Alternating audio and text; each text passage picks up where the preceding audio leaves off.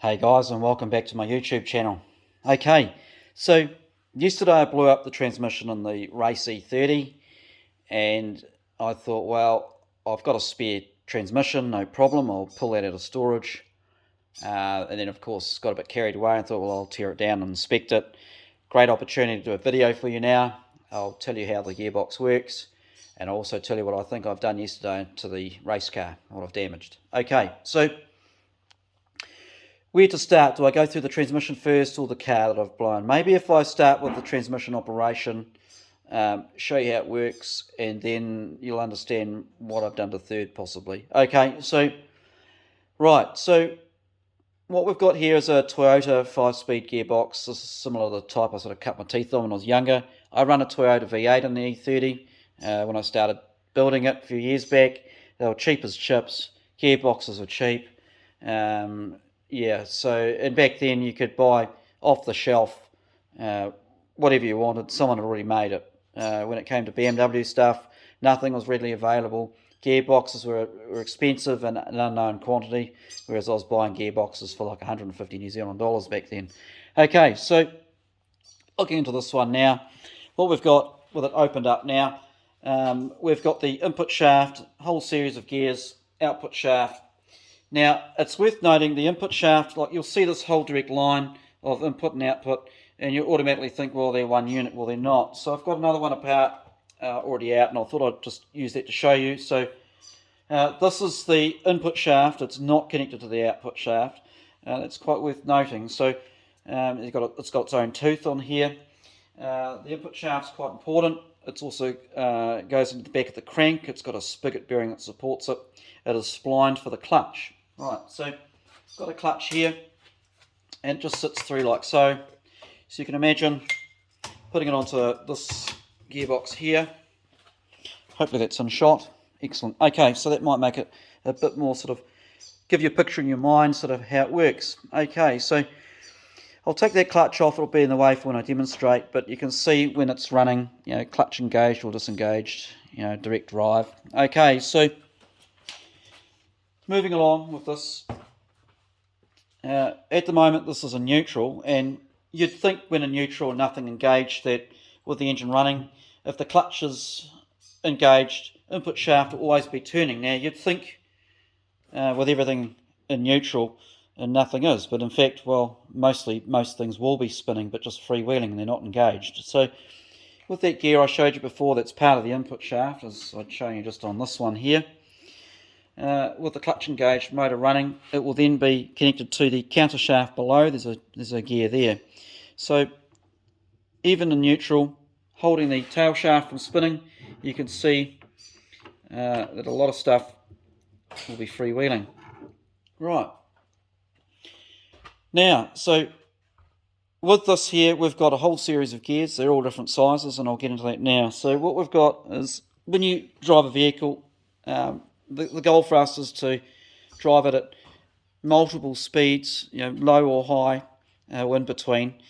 We need to achieve that, and the motor needs to have some sort of leverage. It's only got a fixed sort of rev range, or working rev range, and we get to a point where at a certain speed there's no more revs to give a higher speed, so then we need to select another gear. More so, also taking off from a standstill, that engine needs leverage to try and turn those back wheels. So if we were to start in, say, 4th or 5th gear, we won't have as much with that ratio, not as much leverage as we would have in, say, 1st. So you would use something like 1st, gives the motor more leverage over the back wheels to drive off the line from a standstill.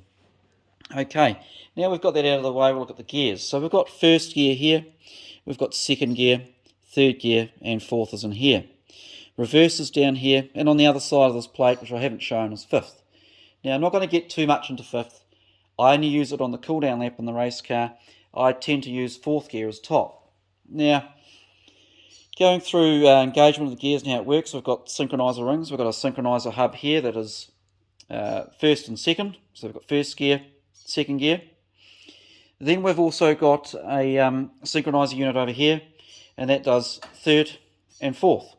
Right, so engaging 1st gear, if we move that synchronizer hub across to lock up 1st, first gear is engaged. So power flow or through the transmission would come in through from the clutch motor through the input shaft.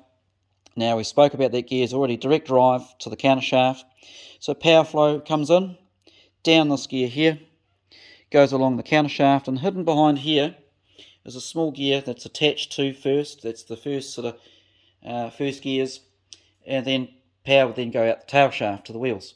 Right. So disengaging, we'll use up first gear. We get to the point where we've reached the rev range limit. We can't go any faster. We'll then select second. So selecting second will then push the synchronizer hub ring across, lock up second gear. And as you can see, power flow once again will come through the input shaft, through this gear set here. Power flow will go down the counter shaft and up through this gear into second, and then out the tail shaft to the back. Right, so with that out of the way, we will then reach the end of second gear. We're at the point where we've used all the revs up, we've got nothing more to give, we need a bit more speed, so then we'll select third gear. Okay, so selecting third, we'll then put this first and second will have to go into neutral. That's neutral now, and then you'll find those gears will be freewheeling, and then we'll select third. So selecting third gear would then pull that synchronizer, third and fourth synchronizer, across to third, power flow through the input shaft, down into the cluster shaft, going across to this gear set here, up into third gear, and then across and out the tail shaft. Right, too easy. Now fourth is kind of clever. Now remember I spoke before about the input shaft being separate.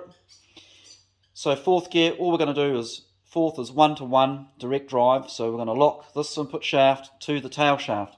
Now to do that, just the same synchronizer again. It will then go into neutral and then across into fourth, locking input and output as one, whilst we still have power flow going down to the counter shaft, and these gears, they will not be engaged, they will just freewheel, whilst the input and output are locked together, giving us direct drive. Now, reverse. Reverse is even clever again. So whilst we put that all back to neutral, to select reverse in your car, you'd select neutral, then you'd put the lever into reverse. And when you do that, you're going to move an idler gear that's on that shaft into reverse. Now, clever way of doing that, we need to make the tail shaft turn in the opposite direction as the input. So the way to do that would be a series of gears. So instead of two gears, we end up having a third, which is the idler, which would end up being between the two gears for reverse. So I'm just using these ones as an example because you can see them a lot clearer.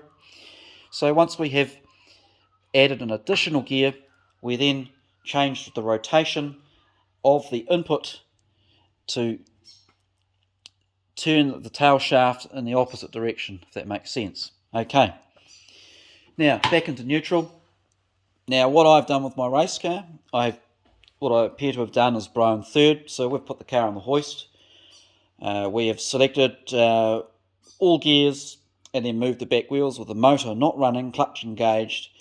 I've decided not to run it, don't want to do any more damage. Now, what I can say is that with the gears engaged, everything holds except third. So with third gear, you can hear a horrible grinding noise. Some of you may have seen a video I put up on my Facebook page. Now, third gear, what I think I've done is I've either taken out these gears here, probably stripped the teeth off them, or I've taken on the other side of the, if you look at the synchronizer unit, if we just push it back out of the way, you'll see a whole lot of teeth unit there. On the side of the gear, I've most likely torn them off. Now I'm not going to bother tearing that box down with an almighty bang, lots of grinding noises, and I'm sure that I've not only damaged the third gear up here, I've most likely damaged the clusters down here. So with that said, this gearbox here, I've driven it before, I know that the synchronizers work. I'll still check the clearances between the brass rings and the gears. I will also check the bearings. I'm a bit suspect about one of them. Check condition of gears, etc. Maybe a light refresher, reassemble and fit to the vehicle. Alright team, thanks for watching.